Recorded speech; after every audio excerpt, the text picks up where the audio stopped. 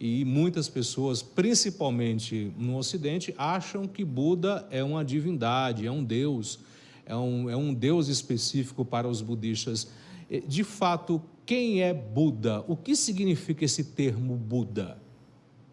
O termo Buda, a palavra Buda, significa desperto, aquele que despertou, aquele que acordou. Então, quando nós falamos de Buda, nós vamos nos remeter a um Buda histórico de nossa era, que é denominado de Buda Shakyamuni, ou Siddhartha Gautama, né? Conhecido como Siddhartha Gautama, que teria vivido na região sul do Nepal, onde hoje é o sul do Nepal, e pertencia, então, ao reinado da Índia, né? Quando ele nasceu. Então, nós falamos do Buda indiano, que, na verdade, é nepalês, geograficamente, se a gente fizer o recorte geográfico hoje. Mas Buda, a palavra Buda, ou a budeidade, remete propriamente ao despertar. Então, a figura de Buda, por exemplo, aqui atrás de mim, vocês estão vendo uma imagem de um Buda. Do meu lado aqui tem Padmasambhava, que é uma dos Budas que viveu no Tibete. Por que um dos Budas? Porque não há um único Buda. Todo ser desperto que atingiu a natureza pura da mente, que atingiu a budeidade, né, que superou o samsara e o nirvana, o sofrimento, surge então como alguém que despertou. Então, Buda é todo aquele que acordou. Em essência, todos nós somos Budas. Todos nós somos Budas. Todos nós, em essência, somos despertos. Mas nossa ignorância não permite que nós compreendamos nossa própria budeidade e a budeidade dos outros. Então, nós permanecemos adormecidos. Então, quando nós falamos de Buda, nós podemos nos remeter a um indivíduo, Siddhartha Gautama, que nós chamamos de Buda Shakyamuni, porque ele é o leão, conhecido como o leão da tribo do Shakya, Shakyamuni, né? E esse é o Buda histórico. Então, quando nós falamos de budismo, nós não falamos de budismo normalmente de um único Buda. Nem sempre o budismo está falando de Siddhartha Gautama e do Buda histórico, né? Tem uma tradição budista conhecida no Brasil, que está presente em várias regiões, chamada Nichiren. Por exemplo, o Buda dessa tradição não é o Buda Siddhartha Gautama, é um outro ser que despertou, é um outro mestre desperto. Então, quando nós falamos de budismo, e nós falamos de Dharma, dos ensinamentos, nós normalmente associamos o budismo do Buda Shakyamuni, certo? O budismo, o Dharma de Shakyamuni. Por quê? Porque é aquele budismo que está ligado àquele ser que despertou. E não, Buda não é um deus, não é uma divindade. Buda é um ser que despertou, um ser desperto. E aí você pode me perguntar, mas por que então vocês têm um altar, né? E nesse altar existe uma série de imagens, e nesse altar tem a figura de um Buda se ele não é um Deus. E essa imagem, essa figura, nos lembra da mente iluminada, nos lembra do ser que se iluminou. E a nossa trajetória, o nosso caminho pela meditação, pela prática espiritual, é buscar essa iluminação. Então, não é que Buda seja um Deus criador, ou ainda, a maior confusão ainda, quando se pergunta se adoramos Buda. Não, nós não adoramos Buda. Não há essa perspectiva de adoração, porque a grande contribuição, uma grande contribuição dos seres iluminados para nós é exatamente a ruptura com a dualidade Porque é a dualidade, o pensamento dual, que faz com que a gente não consiga perceber a unicidade em todas as coisas. Que a gente não consiga perceber o Buda que nós somos. Então, a perspectiva dual de pensamento faz com que a gente acredite que tenha uma coisa boa, uma coisa ruim, que tenha o certo e o errado, que tenha o que é adequado ou inadequado. Na perspectiva búdica, nós vamos olhar tudo isso para além da dualidade, para além do sofrimento, para além desse mundo de sofrimento em que nós estamos. Eu gosto muito, e Caliel, eu começo a falar, não paro, se você quiser fazer alguma intervenção, por favor. Não, fica à vontade, fica à vontade, fica à vontade.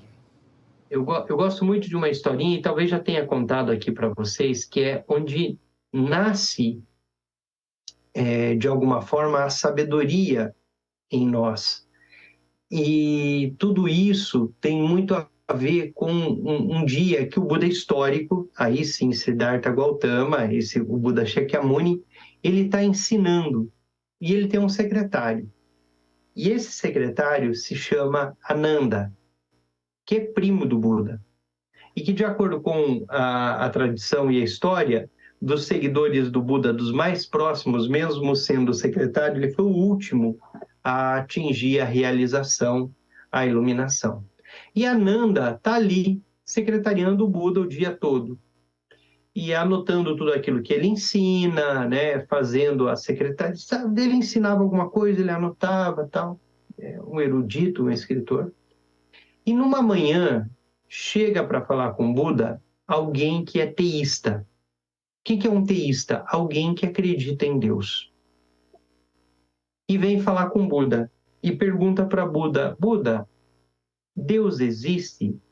Buda, sabendo que esse indivíduo é teísta, acredita em Deus, ele vai dizer: não, Deus não existe. Aí ele agradeceu o ensinamento e o Ananda está ali anotando tudo. Anota então, né? Buda falou que Deus não existe. No mesmo dia, no final do dia, chega uma pessoa para falar com Buda e essa é ateia. Não acreditava em Deus, não acreditava em uma divindade. E vai falar com Buda e pergunta para o Buda: Buda, Deus existe? Buda, sabendo que esse indivíduo era ateu, ele diz: sim, Deus existe. O indivíduo agradece pelo ensinamento e vai para casa. No final do mesmo dia, Ananda, sem entender nada, vem até Buda e fala: olha, eu estou aqui, te seguindo, anotando tudo aquilo que você escreve, mas você tem que tomar uma decisão. Ou Deus existe, ou Deus não existe. Para um você disse que Deus existe, para o outro você diz que Deus não existe. E aí o Buda vai dar um grande ensinamento. O Buda vai dizer: para além de existir e não existir, está além, além do além do além, que é o mantra que nós acabamos recitando sempre do Prajna Paramita, da grande sabedoria, que a grande sabedoria no budismo consiste em entender isso, que essa realidade última, ela está além do além do além. E aí vem esse mantra, o Gati Gati Paragati Parasangati Bodhisoha. Gati Gati Paragati Parasangati Bodhisoha. Que quer dizer, está além do que eu sou capaz de compreender. Então, está além do além do além. Isso é a mente iluminada. Qual que é o perigo de nós definirmos um Deus? Quando nós definimos um Deus, quando nós definimos uma divindade, nós primeiro projetamos essa divindade. E nós queremos que esse Deus seja aquilo que nós imaginamos que ele é. Então, é muito comum a gente ver pessoas religiosas pregando um determinado Deus, um determinado tipo de Deus, que é a imagem dela própria. E que não permite que esse Deus seja o que de fato ele é. Isso é tão difícil para essas pessoas que, se elas encontram de fato a divindade, se elas encontram de fato Deus, e Deus não for como elas querem ou como elas imaginam que ele é, elas não o aceitam, elas não o conhecem.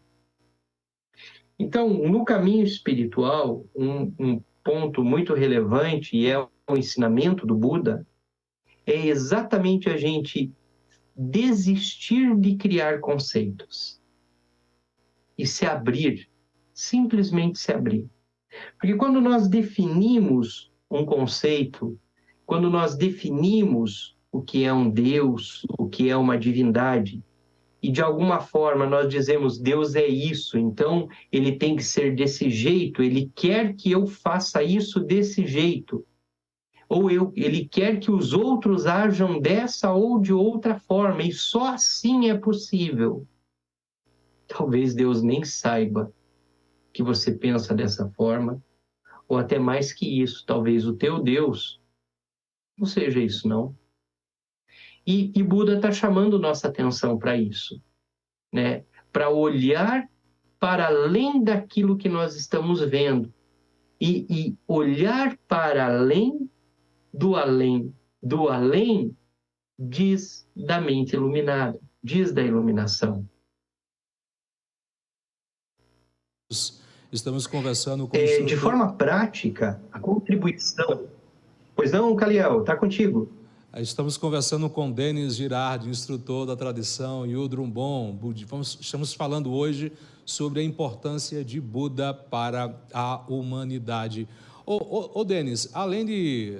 Claro que você já trouxe muitas dicas do que é, de quem é Buda e da sua importância para a humanidade, mas os ensinamentos do Buda, eles estão fundamentados em que exatamente? Quais são os princípios básicos do fundamento das revelações que o Buda trouxe para a humanidade? A gente poderia, Caliel, explorar uma série de ensinamentos, né? Mas vamos ficar no primeiro giro de ensinamentos, que são as 4 nobres verdades. Em que consiste esses ensinamentos? Vamos lá. Então, o Buda histórico, ele era um príncipe que viveu a vida toda dentro de um palácio e que a família dele sempre quis privá-lo de conhecer a dor, o sofrimento, de conhecer a aldeia, a vila, logo ali na frente, né, do palácio. E um dia ele se veste com trajes de um aldeão e sai para caminhar pela vila. E nessa caminhada ele se depara com algumas coisas que ele não conhecia. Ele se depara com uma pessoa morta, e ele não conhecia a morte. Ele se depara com uma pessoa doente, e ele não conhecia a doença. E ele se depara com um ancião, e ele não conhecia a velhice. E ele identifica nesse andar e nesses 3 fenômenos o sofrimento. E aí ele começa a perceber que o sofrimento permeia tudo, que a insatisfação permeia tudo, né? E qual é, então, o grande ensinamento do Buda? As 4 nobres verdades. A verdade do sofrimento, que nós poderíamos resumir basicamente em 3 movimentos. O sofrimento existe e permeia tudo. Nós estamos sempre insatisfeitos. Sempre insatisfeitos. Então, o sofrimento permeia tudo. Sofrimento, em sânscrito, é dukkha. Dukkha é insatisfação. Então, por mais que a gente faça muitas coisas, a gente sempre estará insatisfeito. Nunca estará feliz plenamente com aquilo que a gente tem. Porque nós somos sofrimento, insatisfação. Então, o primeiro movimento das 4 nobres verdades é reconhecer que sofremos, que há o sofrimento. Segundo, que é possível cessar o sofrimento. E o ensinamento de Buda é a cessação. é sair dessa roda de sofrimento. E a iluminação é basicamente isso, encontrar a porta de saída. Encontrar a porta de saída. E essa porta de saída, ela vai estar associada diretamente ao que nós falávamos do Prajnaparamita. Está além. Então, não é aquilo que vemos a olhos nus. A realidade, ela está além. E aí é que vem a grande questão do budismo. Como é que eu experimento isso? Por que meditamos? Meditamos exatamente para fazer a experiência direta disso tudo. Fazer a experiência direta dessa realidade última. Não enquanto uma construção mental e um conceito. Porque nós corremos o risco de achar que iluminação é uma coisa delimitada, pré-definida, mas é ir de braços abertos na meditação e pronto para fazer a experiência direta disso que nós chamamos de natureza fora da mente. Nesse caminho que o Buda vai propor, qual é o caminho? Como é que eu faço isso? O Buda via entre os indianos, os hindus e todos os lugares em que ele estava, que as pessoas tentavam muitas formas para cessar o sofrimento. Então, na Índia, você tinha aqueles que martirizavam o corpo como uma forma de espiar o sofrimento e sair desse espaço do sofrimento. Alguns que ficavam sem comer muitos anos, alguns que martirizavam o corpo, dormiam em condições desagradáveis, ou alguns que levavam a vida tão numa boa, porque entendiam que tudo era completo e perfeito, então não estavam nem aí. Também faziam de qualquer jeito. Não. E aí o Buda vai ensinar para a gente que o caminho da realização é o caminho do meio. É o caminho do meio. E o caminho do meio não é nem o excesso de um lado, nem o excesso do outro. O caminho para a iluminação, o caminho para a realização é exatamente o estar entre as duas coisas. É não tomar partido, é aprender a olhar. Eu sempre brinco, né, que a prática espiritual ela nos ensina a amar com os olhos. Aprender a amar com os olhos. Amar tudo aquilo que os olhos tocam. E amar tudo aquilo que os olhos tocam diz exatamente de não escolher nem A nem B, mas ver tanto A como B como dignos, como puros, e entender a budeidade presente em cada fenômeno. Tudo é Buda. Todos os seres são Budas, porém não despertos. E o nosso caminho, o nosso trabalho, é colaborar, então, para que todos, ou o máximo possível de pessoas, possam despertar, possam acordar, possam experimentar, né, a natureza pura da mente, esse espaço da cessação do sofrimento, isso que está, como falava há pouco, Gate Gate Paragate Parasangate Bodhisoha, aquilo que está para além do além, do além do sofrimento.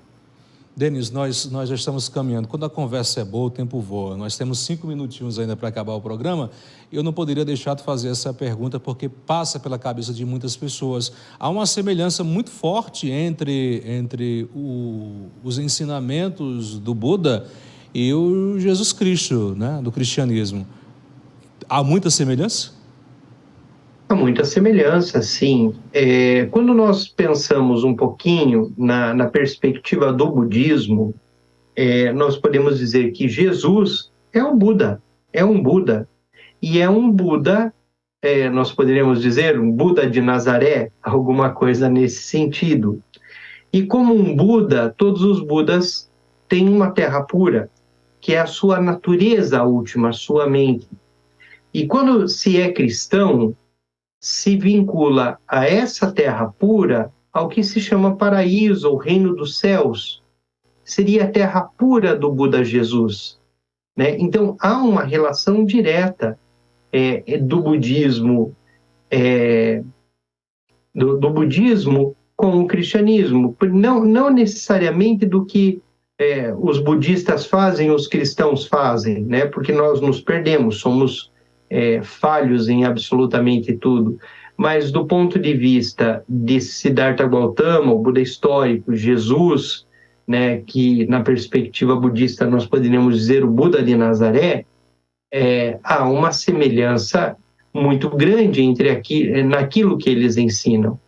E ambos colocam como porta de saída, ou melhor, como no cristianismo se chama salvação, no budismo nós dizemos que é a condição da iluminação, a compaixão, o amor, né? O amor-compaixão. Os dois colocam a compaixão no centro.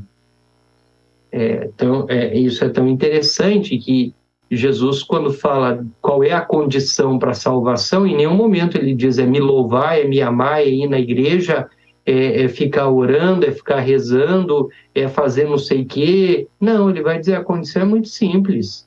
Eu estive nu, me destes, me vestistes, eu estive preso, me fostes visitar, eu tive fome e me deste de comer. Quer dizer, o caminho é o caminho da compaixão.